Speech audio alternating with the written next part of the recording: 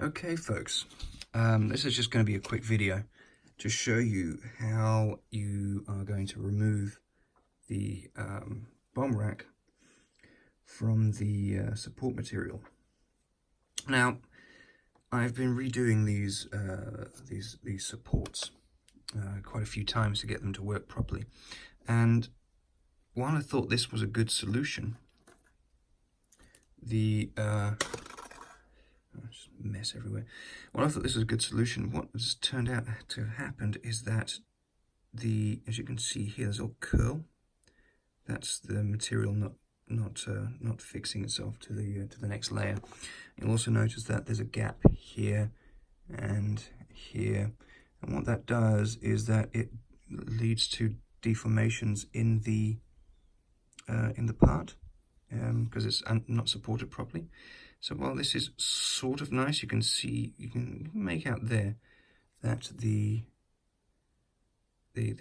tube is not round. I got a much better result with this one because I supported it in a different way. This one was printed this way, pointing down. So I have reverted to that. I've got orders for about, at this point in time, about 7 sets. And I only noticed this last night.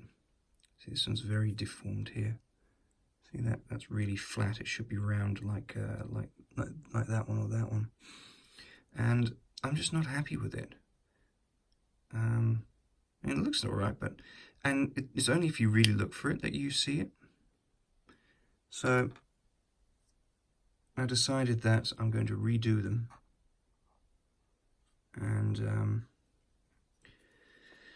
this is what they currently look like. Now, since this, I've again modified them again, because in here you'll see the support right down the bottom, so like right there. That one holds the rear pin where the thing fixes into the fuselage, and on quite a few of them that one failed because it wasn't quite wide enough. Anyway, what I'm going to do quickly, because I'm not feeling well and I've got a hot bath waiting for me, is I'm going to remove this component from its supports. Now, what you need is a scalpel blade, and then afterwards, because of the orientation, I've got some small sanding sticks, fairly fine ones. So I'm going to start at the front and then work my way backwards. Now what I'm going to do is I'm just going to give it a gentle score right where the support meets the model. So what that does is it creates a slight, that creates a weak point right at where you want it to separate. You don't have to cut it all the way through. A little nick there.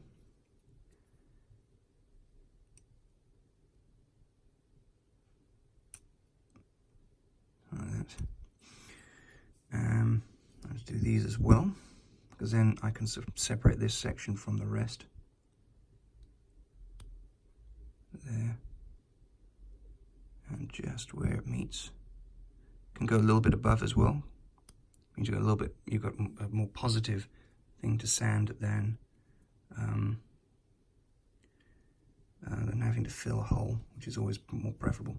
And also just score along here, along the base a couple of times. There.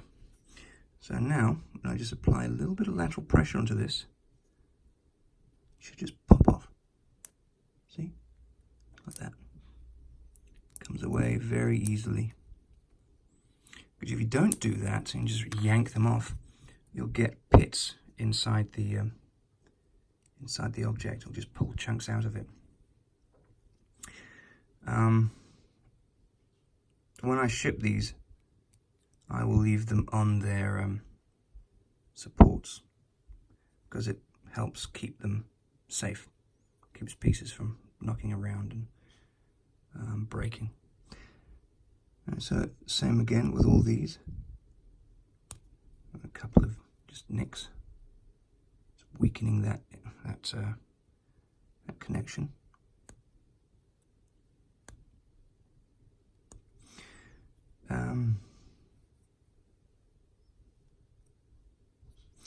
So you'll see here you've got the sway braces. Really, really fine. What it is a little post and a little pad at the bottom. I'm just gonna, and you can see how fine that is. I mean, this is the tip of the blade. Just a quick nick there.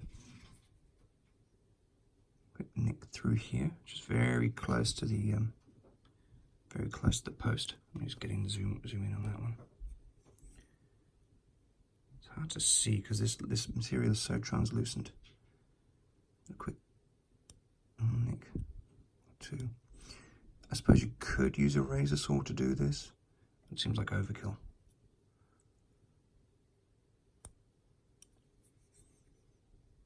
Now, while you've got it in this state, I suppose what you could also do is grab a small drill and just drill these recesses a little bit deeper.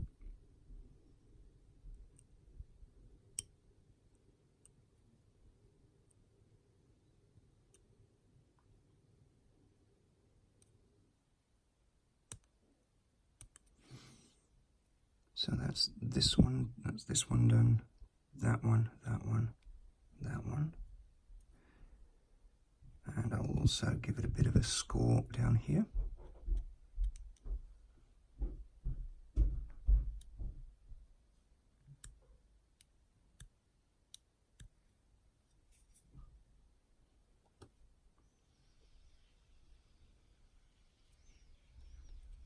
So I want to break this away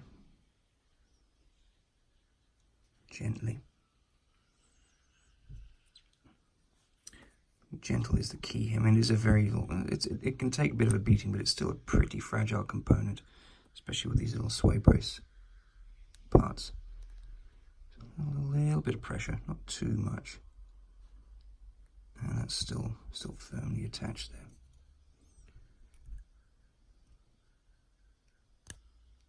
There we go. That's free. Now I could. Usually the best way to do this is to separate the parts before they are cured, but the parts are still very flexible then. Got to think of it as undercooked spaghetti. That's the sort of thickness, the sort of material consistency you've got to think of then. See, that's loose. It'll make these easier to remove, but then they won't be very strong. So you've got a little bit of sanding to do right there, and there. But you can see the details are in there quite nicely, and how thin that little sway brace bolt is. And you can see the 3D print in there. Now this is done at 30 microns, which is really, really fine. And it's more than enough for what we're doing here. I could go down to 0.02 or 0.01. It just adds more time to the print.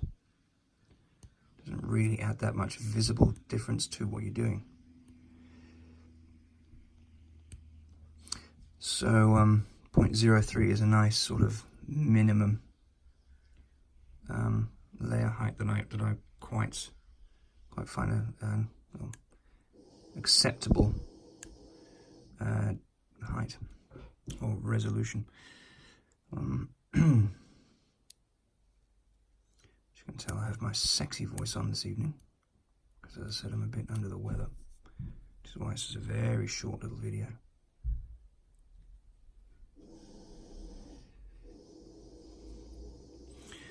Now, this resin, there we go. Oh, let's also pull those off as well. Once it's cured, it's like any other resin, but before that, it's a acrylic monomer, so it's not fantastic. It takes super glue really well, provided it's cured properly. I would suggest cleaning the parts with IPA. because that's what the stuff sort of dissolves in. And if you're finding that it's a little bit mushy, sunlight will help cure it a bit more. Though you've got to be careful with that, because if you over cure it, it can crack and it becomes very brittle.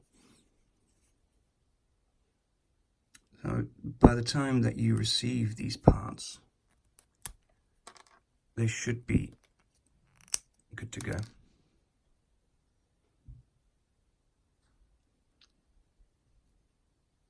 You can also see how in this orientation these are nice and sharp and square, as opposed to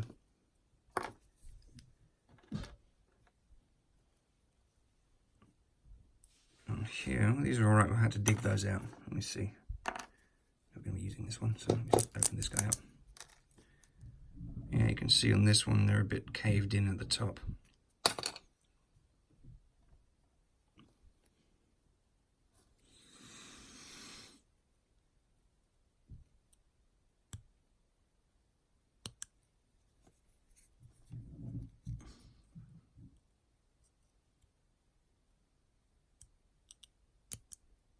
I suppose what you could also do is, as you're going along, is you can while it's still supported, you can use that extra support to help trim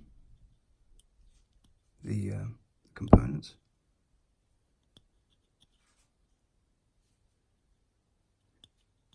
And as I said, it is fairly hard and brittle stuff, so it's preferable to take a bit of sandpaper to it and to clean them up that way. And it sounds beautifully, as you can tell. See, that's quite nice. Just barely make out where those points were. A little bit more attention would work as well. Would work nicer. There. See? It's very nice. I overcooked that one a bit, but that's fine.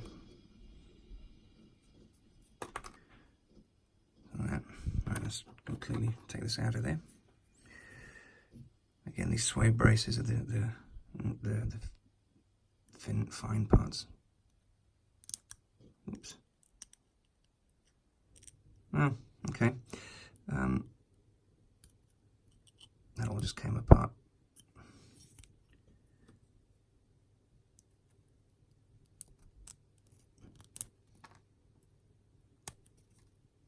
You can see it's slowly but surely coming out there. Now there's really fine little components on there. So I'm really happy with these. It's just trying to get them to be repeatable and reliable, consistent. You have no idea how many. I mean, I haven't even bothered to count. I mean, there's 4, 5, 6, a dozen of them, half a dozen of them lying here where I can see.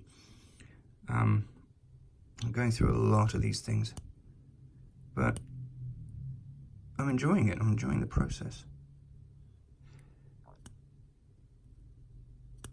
And I've got some interesting ideas for upcoming projects as well.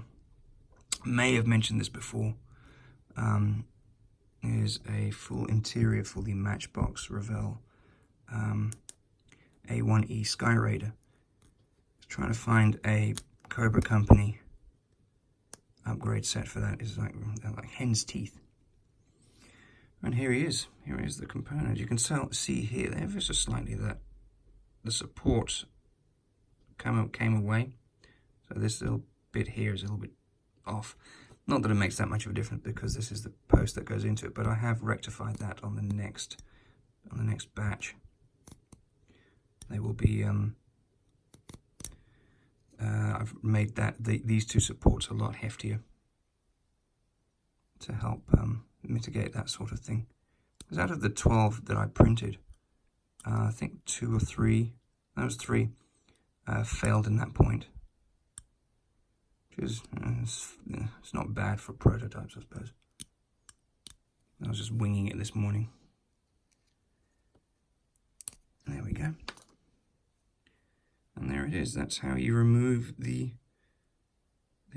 supports on the Brewster bomb rack for the F4U Corsair in 48 scale. So hopefully this has been